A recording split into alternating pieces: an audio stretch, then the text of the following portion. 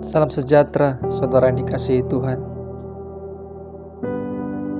Tidak ada seorang pun yang ingin mengalami masa-masa sulit dalam hidupnya. Namun, ketika hal tersebut menghampiri kita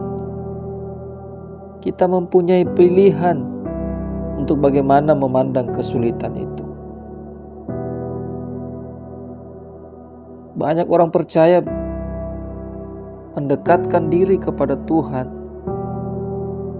karena mereka telah menerima berkat. Namun sesungguhnya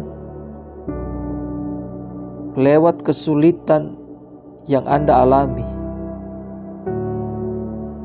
di situ dapat Anda temukan kasih, kemurahan, dan anugerah Tuhan yang sejati melalui situasi dan keadaan yang sulit tersebut.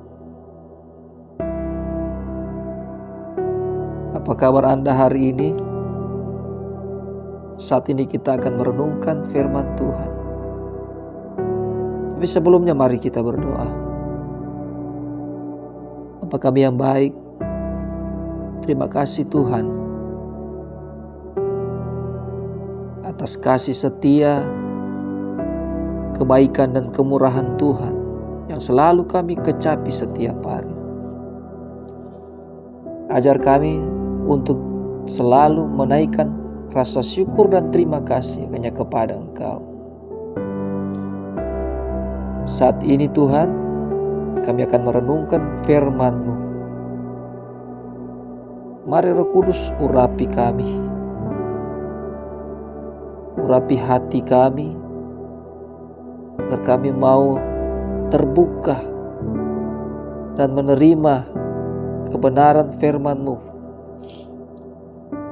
serta mentaati dan menjadi pelaku-pelaku firman.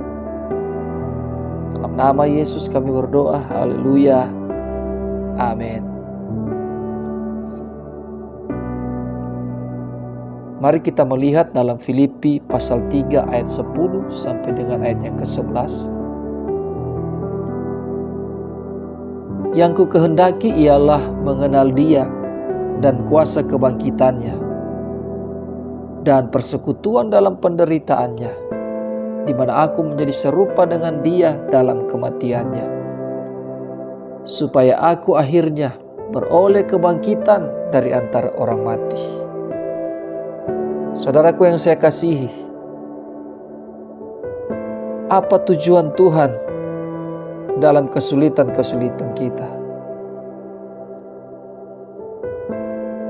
Tujuan dasarnya adalah agar supaya Anda mendekatkan diri kepadanya. Tuhan menggunakan hal-hal ini untuk mengajar kita tentang kasih, tentang kesetiaannya. Saat kesulitan datang, saudara merasa kerentanan semakin meningkat. Dan Anda mungkin bertanya-tanya, mengapa Tuhan membiarkan Anda menghadapi kesulitan tersebut? Penderitaan, kekecewaan, dan pencobaan adalah alat yang sangat efektif yang digunakan Tuhan untuk mengarahkan Anda kepada dirinya dan kepada salib Kristus itu, di mana di situ kita menemukan kebutuhan akan pribadi Kristus sebagai juru selamat. Kita akan dihadapkan pada satu pemikiran yang berkata, saya membutuhkan Tuhan. Anda membutuhkan kekuatan, kebijaksanaan, serta pengampunan dari Tuhan. Saudaraku yang saya kasihi, kapanpun Anda dihadapkan pada kesulitan, ingatlah selalu bahwa Tuhan mempunyai tujuan membiarkan kesulitan itu menyentuh hidup Anda. Catat, Dia tidak pernah lepas kendali. Tuhan mempunyai rencana dan tujuan bukan hanya saat situasi ini saja, tapi juga dalam keseluruhan hidup Anda. Di saat-saat sulit, Tuhanlah kekuatanmu yang tak tergoyahkan. Dan Dia berjanji tidak akan pernah meninggalkan Anda. Apa yang harus Anda lakukan ketika kesulitan datang? Kitab Ibrani menyemangati Anda dengan mengatakan, jangan membuang keyakinanmu, karena ia mempunyai pahala yang besar. Sebab engkau memerlukan ketekunan, supaya apabila kamu telah melakukan kehendak Allah, kamu dapat menerima apa yang dijanjikan. Saudaraku yang saya kasihi, ketika kesulitan melanda, hal pertama yang harus Anda lakukan adalah berpaling kepada Tuhan dan meminta Dia menunjukkan kepada Anda apa yang perlu Anda pelajari dalam situasi tersebut. Pada awalnya Anda mungkin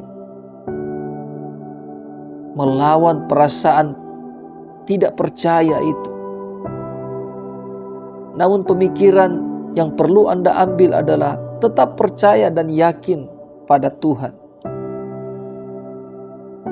Langkah kedua adalah berkomitmen kepada Dia dan mengarahkan fokus pada Dia, bukan pada kesulitanmu. Kita harus melihat kedua hal ini tergambar dalam kisah-kisah kehidupan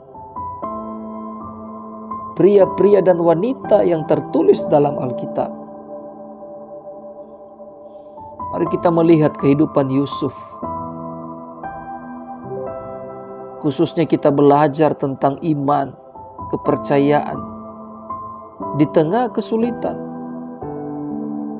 Sebagai seorang pemuda, Yusuf percaya dan menyaksikan Tuhan mengambil tindakan paling kejam, tetapi mengubahnya menjadi berkat. Dia dijual ke dalam perbudakan Mesir oleh saudara-saudaranya. Yusuf menghabiskan waktu bertahun-tahun dan hidup dalam perbudakan. Bahkan ketika tampaknya ia akan mendapat keringanan hukuman dari bahaya, kesulitan justru datang untuk kedua kalinya ketika ia dituduh melakukan suatu kejahatan.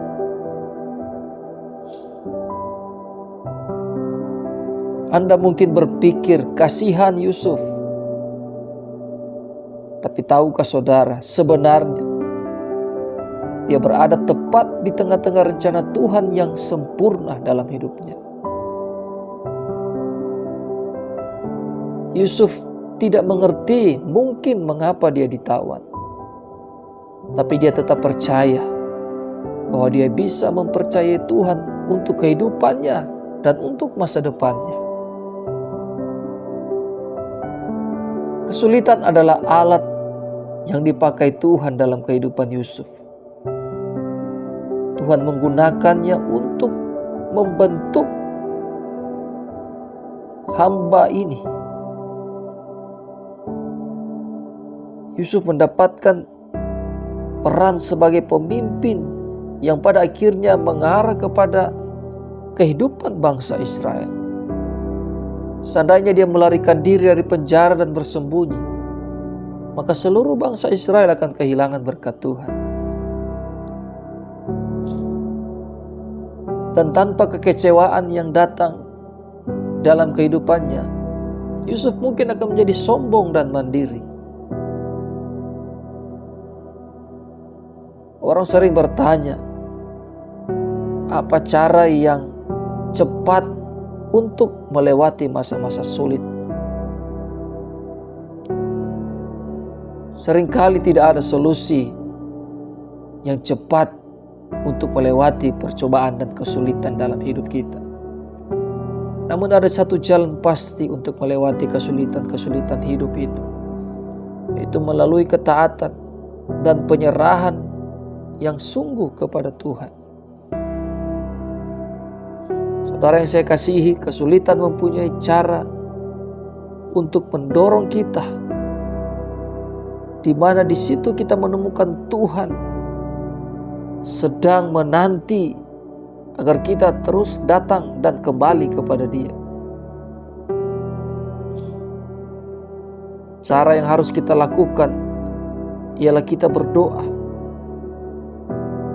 Dalam doa kita bisa berlindung dari badai kehidupan. Dengan berada di bawah naungan hadirat Tuhan, kita menemukan rasa aman dan kita memperoleh pengharapan dalam hidup ini.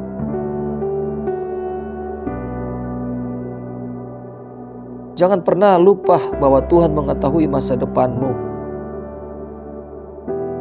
Dia memahami kesulitan dan Dia juga tahu bagaimana menggunakan kesulitan itu untuk memperkuat iman serta menyempurnakan harapan Anda. Tanpa masa sulit, Anda akan kehilangan pengalaman penuh kuasa dari Tuhan yang berjalan bersama Anda melewati masa sulit dalam kehidupan. Oleh karena itu, putuskanlah hari ini untuk tetap memusatkan dan memberikan hatimu pada Tuhan.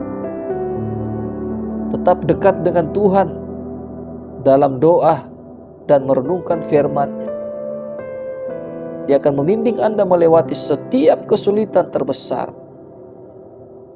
Kemudian Dia akan menuntun Anda menuju kepada hidup yang penuh dengan keberkatan. Terima kasih Tuhan, kami sudah merenungkan kebenaran firman Tuhan. Kami diberkati, biarlah kami menjadi pelaku-pelaku firman. Dalam nama Tuhan Yesus, kami berdoa, haleluya.